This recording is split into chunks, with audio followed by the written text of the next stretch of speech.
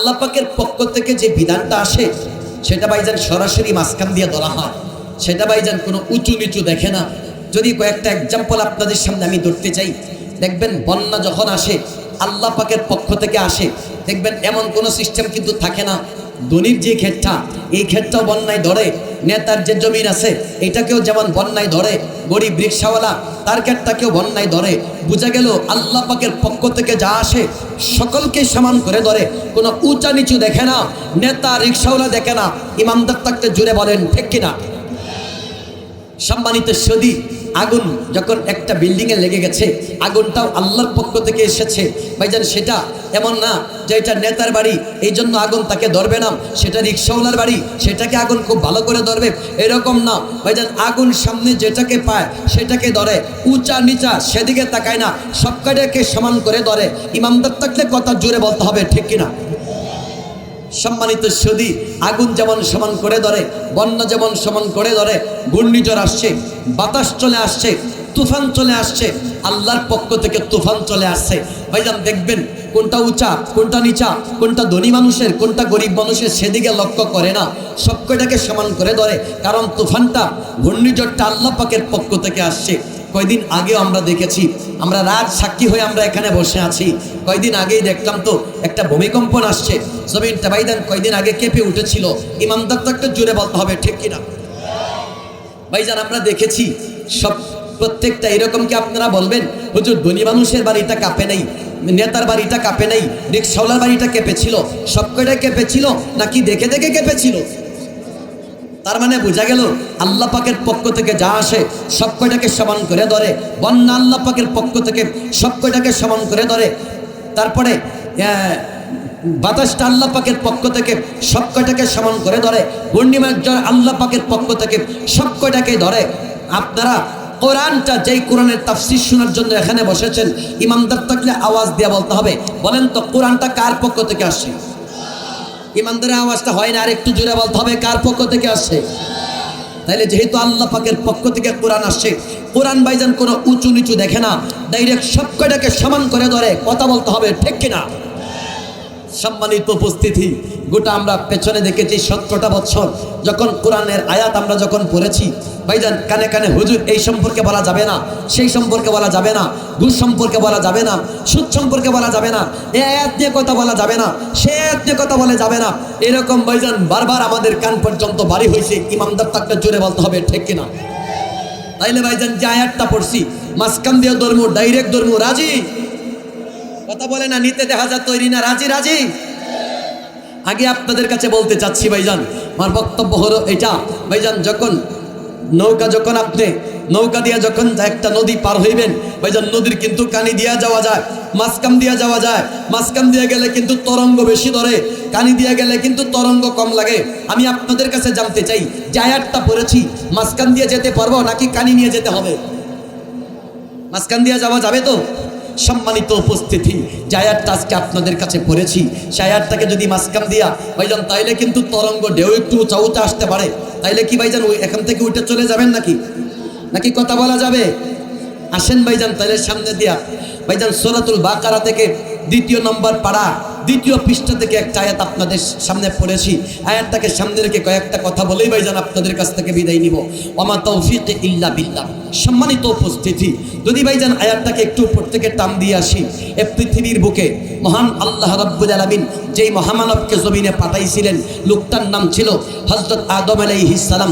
সন্তান দিয়েছিলেন 239 জন, 239তম সন্তানটার নাম ছিল হযরত শীশ আলাইহিস সালাম।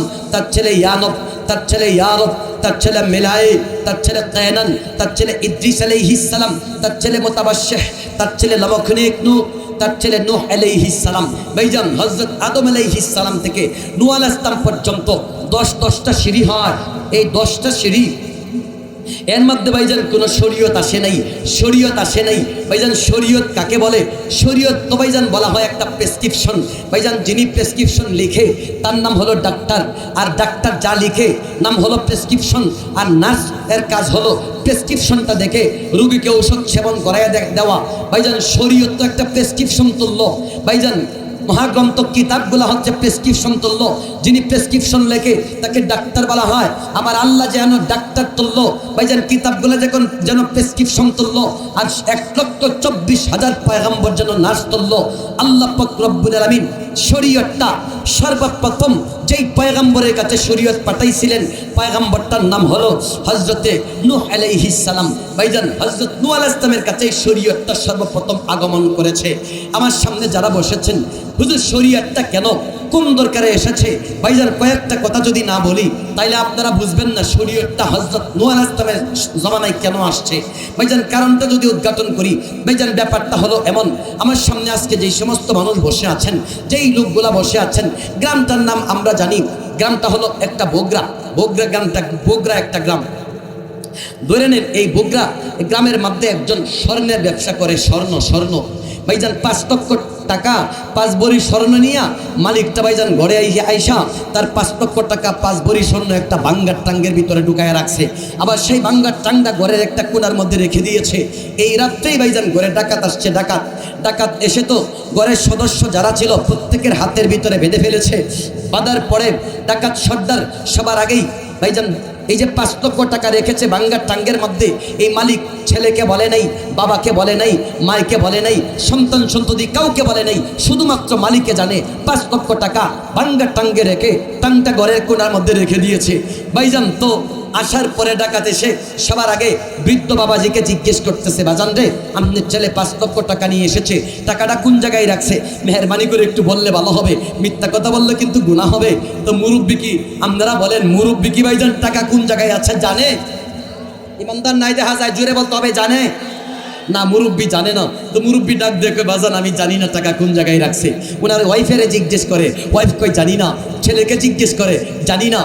তো ডাকাত সর্দার বলতেছে, কাম হবে না, তাইলে মূলটাকে ধরো, যেটা খাটের উপর শুয়ে আছে সেটাকে জিজ্ঞেস করো।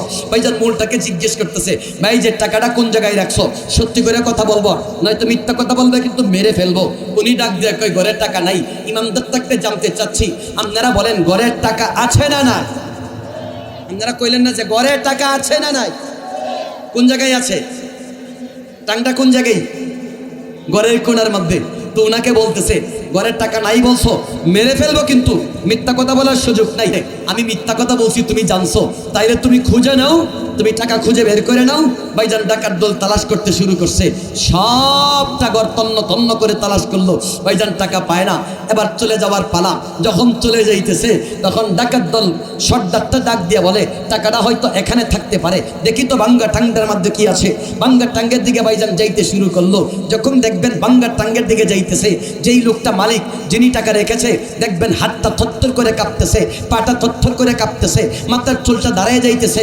ভাইজান রে, চোখের নলা দিয়া গড় করে পানি পড়তেছে, মুখ দিয়া অনায়াসে বের হয়ে যাইতেছে। হায় রে, সারা জীবনের ইনকাম গেল। ইমামদার তত্ত্বে জুড়ে বলতে হবে ঠিক কিনা? কারণ ভাঙ্গা টাঙ্গের মধ্যে কি আছে ছেলে জানে না, বাবা জানে না, মেয়ে জানে না, স্ত্রী জানে না, মালিকে ঠিকই জানে। দুস্তরে আমার সামনে যেই সমস্ত মানুষগুলা বসে আছেন, হাইরে ভাইজান আপনার যে কত দাম, হাইরে আপনার যে কত দাম। দুস্তরে আমার বৈজাক কিতাবের মধ্যে আসছে, আল্লাহ পাক রব্বুল আলামিন কয়, বান্দা তোমার যে কত দাম কেউ জানে না, কেউ জানে না, কেউ জানে না। জিব্রাইল জানে না, মিকাইল জানে না, ইসরাফিল জানে না, কোন পয়গম্বর জানে না। শুধুমাত্র কেবলমাত্র একজন জানে। জুড়ে বলেন তিনি কে? আল্লাহ একমাত্র জানে আপনার ভিতরে কি আছে। আল্লাহ কোরআনে ইরশাদ করছেন, ওয়ালাকাদ খালাকনাল ইনসানা মিন সুলালাতিন মিন তিন সুম্মা জাআলনাহু নুতফাতান ফি ক্বারারিন মাকিন ثم خلقنا النطفة علقة فخلقنا العلقة مضغة فخلقنا المضغة عظاما فكسونا العظام لحما ثم أنشأناه خلقا آخر فتبارك الله أحسن الخالقين।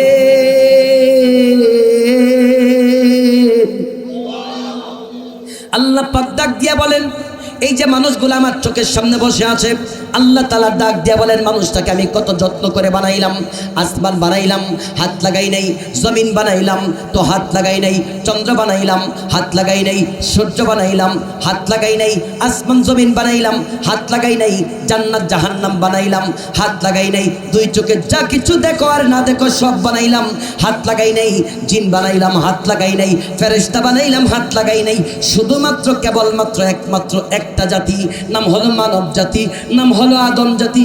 আল্লাহ কোন আমি হাত ছাড়া বানাই নাই, নিজ হাতে ঘষে ঘষে আদর করে যত্ন করে আমি মানুষটাকে তৈরি করেছি।